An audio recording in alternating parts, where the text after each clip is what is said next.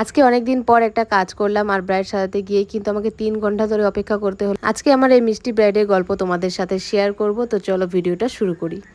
Hello everyone, কেমন আছো সবাই? আশা করছি সবাই খুব ভালো আছো আর আমিও ভালো আছি। চলে আসলাম নতুন আরেকটা মেকআপ ব্লগ নিয়ে।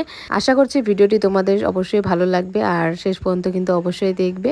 ডেটটা ছিল 30শে জুন আর আমার ব্রাইড ছিল হচ্ছে জলপাইগুড়ির 10 দরগাতে। তো আমরা এখান থেকে বাসে করে যাচ্ছিলাম। তো রোজা আর আমি বাসে করে এসে এবার আমরা দুজন টোটো করে যাচ্ছি, যেহেতু 10 দরগা থেকে একদম ভিতরে ছিল। আর এই যে বিয়েবাড়ি ফাইনালি আমরা পৌঁছেও গেছি। আর আসার সাথে সাথে কিন্তু আমরা একটু ফ্রেশ হয়ে নিলাম, যেহেতু একটু টাইম লাগলো আসতে। আর এসেই দেখি যে ব্রাইডের হচ্ছে হলুদ হয়নি, ব্রাইডের কল টাইম ছিল 2টো। তো এখন প্রায় 3:30 বাজতে চললো আর এখানে আমাদের মিষ্টি দিয়েছে, তো আমরা মিষ্টি কিনেছি। আর ফাইনালি ব্রাইডের ফটোশ্যুট শেষ হলো। ঠিক আছে, তাহলে এমনি প্রায় 2 ঘন্টা পরে ব্রাইডের ফটোশ্যুট, হলুদ এসব শেষ হয়ে আমরা 2 ঘন্টা ধরে ওয়েট করছিলাম। তারপরে ফাইনালি ব্রাইড আসলো, এবার ওকে বসিয়ে দিয়েছি ক্রিম পাড়ে। আর ব্রাইডের স্কিনটা তোমরা দেখতেই পাচ্ছ, স্কিনটা কিন্তু একদম ক্লিয়ার ছিল আর খুব সুন্দর লাগছিল ওকে বিনা মেকআপেই। তো মেকআপের পরে কেমন লাগছে অবশ্যই কিন্তু তোমরা জানিও। আর ওর মুখে শুনে নিব যে ওর কেমন কি লুক চাই। 10 দরগা মানে জলপাইগুড়ি সাইডে। আচ্ছা, তো কেমন কি লুক চাও একটু বলো। আমি তো সেরকম কিছু জানি না। হেয়ারটা তোমার ইচ্ছা মতো দিবা, লিপসে একটু গ্লাসি দিবা, হাইলাইটার বেশি দিবা না, আইসটা একটু ইসে দিবা, নিউডের মধ্যে। হ্যাঁ নিউটের মধ্যে দিবা, বেশি হেভি মেকআপ করবা না। আচ্ছা, একদম লাইট মেকআপ। হ্যাঁ একদম লাইট মেকআপ। আচ্ছা ঠিক আছে। ব্রাইডের যেহেতু ওয়াটারপ্রুফ মেকআপের বুকিং ছিল, সেজন্য আমি একটা মেকআপ স্প্রে বোতলে আমি জল নিয়ে নিয়েছি আর জল দিয়ে ওয়াটারপ্রুফ টেস্ট করছি। আর টেস্ট করার পরে তোমাদেরও দেখিয়ে দিলাম যে ওয়াটারপ্রুফ হয়েছে কি না। আর আজকে আমার ব্রাইড কিন্তু কোনো রকম বেনারসি পরেনি, ও পরেছে একটা গর্জিয়াস শাড়ি।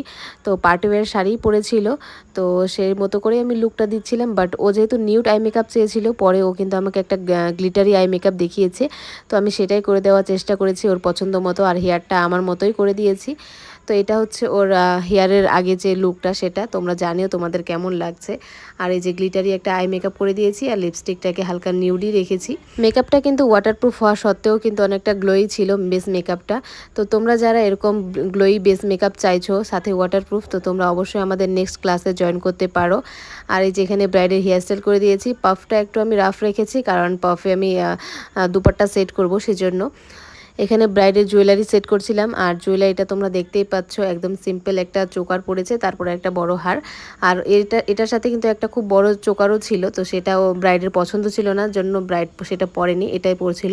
আর এরপরে যেটা হলো, আমি এখানে কিন্তু ক্লিপ নিয়ে নিচ্ছিলাম কারণ আমার আসারও টাইম হয়ে যাচ্ছিল, আমি যেহেতু এত দূর গেছি আর বাসে করে গেছি। তো যাই হোক, ব্রাইডের ফুল আসেনি, এবার ফুলের জন্য ব্রাইডের অপেক্ষা করতে হয়েছে আর সাথে আমাদেরও কিন্তু প্রায় 1.5 ঘন্টা ফুলের জন্য অপেক্ষা করেছি। তার আগে আমি ফুল লাগানোর আগেই আমি এই ক্লিপগুলো নিয়েছি, ওড়নাটা জাস্ট একটু হাতে ধরে।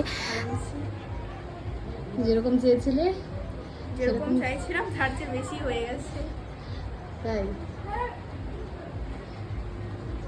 তোমাদের কেমন লাগলো একটু বলো। সেই লাগছে, ভালো লাগছে? হ্যাঁ অনেক সুন্দর হয়েছে।